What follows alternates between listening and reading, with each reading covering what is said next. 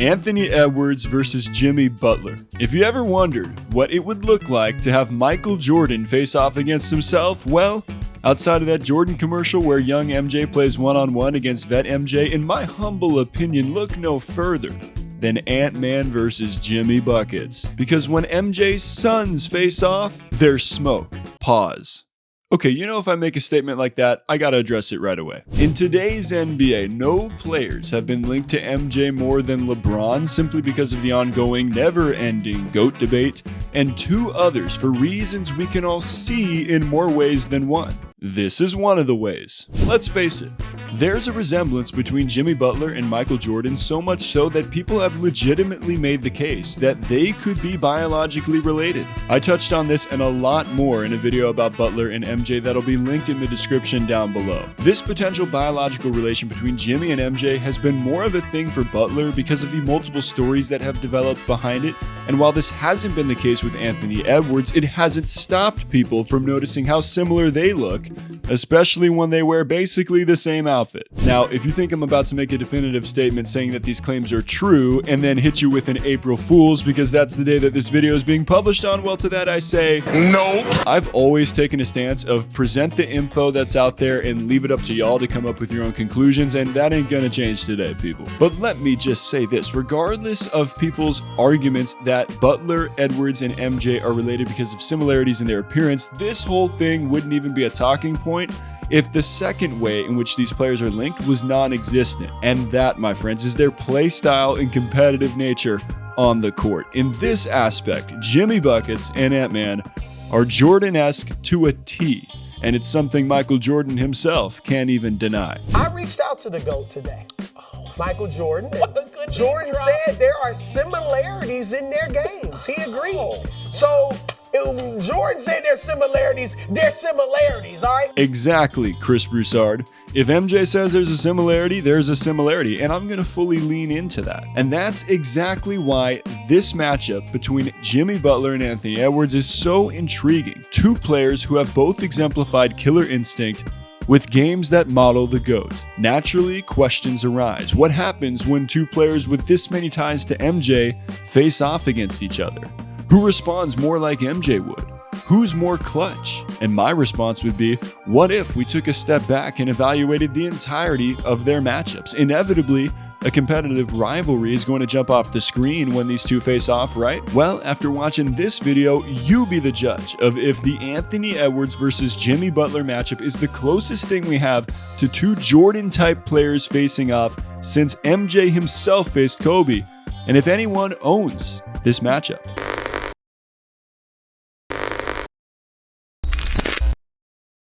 Alright, let's pause for a quick shout out to Rakuten, who is not sponsoring this video, by the way. They're just the #1 option for cashback with online shopping. I use Rakuten whether it's through the website or the app every time I shop online, and I have a link in the description down below. Now, I'm completely transparent. This is an affiliate link. I will get credit if you go to this link, but most importantly, you will get credit because when you spend $30, you'll get $30 back, and whatever store that you're shopping at, depending on the cash back that they're giving right now, you'll get that percentage back as well. It's legit. I've used this for years. Think about it like this. Support my channel through the link by buying whatever you want online. That's a pretty good deal, right? Let's get back to the video.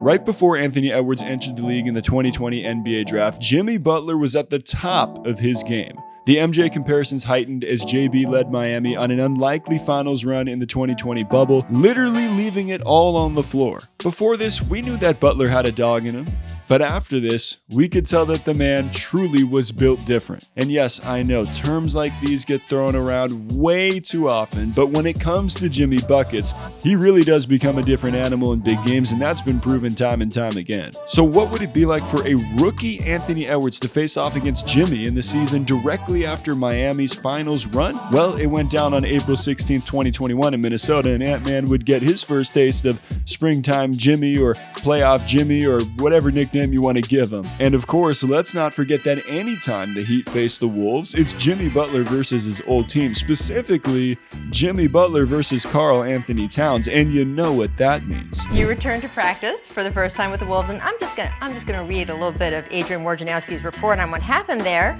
that you were loud, emotional, passionate, we like to say, targeting Coach Tom Thibodeau, teammates like Karl Anthony Towns and Andrew Wiggins, that you told GM Scott Layton, quote, "You effing need me."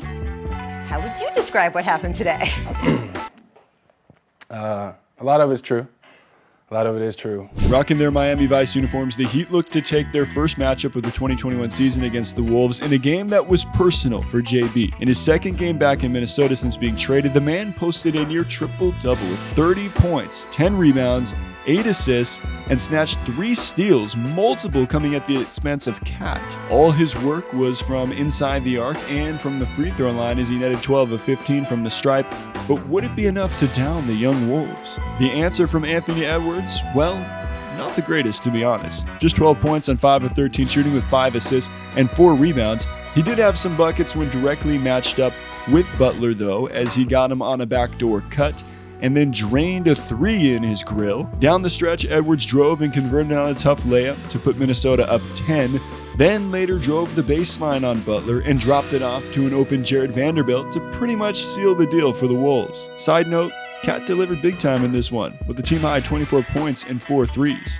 Considering his history with JB, I'd say it's fair to include him here. Ant-Man up 1-0 all-time versus Jimmy. Their second matchup came less than a month later on May 7th, 2021 in Miami, and this one had some jaw-dropping plays and some smoke. It would also be the only time that these two have faced each other twice in the same season, which is an absolute shame if you ask me. But anyway, South Beach was heating up from the jump with Jimmy Butler's performance as he poured in 10 first quarter points. The man was picking off passes and going coast to coast, working in the mid-range from the back down to the fadeaway jumper, and pump faking and baking inside. Butler would finish the night with 25 points, 8 rebounds, 6 assists, and 5 steals. He again didn't need a single three-pointer to reach the 25-point mark, as 11 of his points came from the line. On the other side, it was more of a chilly Minnesota weather type start for Edwards, but a driving layup a little over halfway through the second quarter would get him going. Guarded by Jimmy on multiple possessions in the third, Edwards would get the best of him in this matchup. And then when switched on to by Tyler Hero, Ant would pull the tray ball and cash it from the top of the key. This was all part of a 25.6 rebound and 3 assist night on 52.6% field goal shooting for Edwards. He also had one block, this block. Making winning play after winning play. And then he does come up with a steal. Blocked from behind by Edwards, though. Oh, I love it. Jimmy Butler ate this pass alive, just ran right through the lane, and all of a sudden he goes in, and here comes Edwards.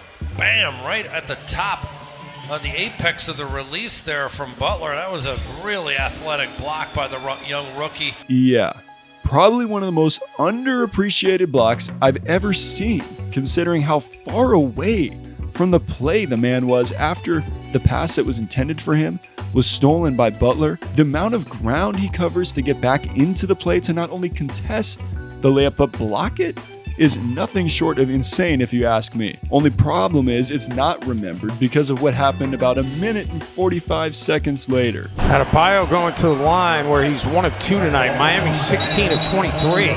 Jimmy Butler and Karl Anthony Towns are really going at it, and they're going to call double technicals on Jimmy. You picked up some of that on the mics, you did.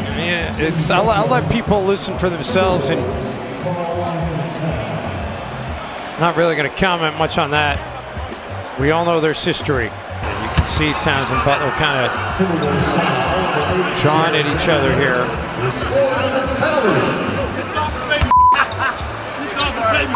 Yup.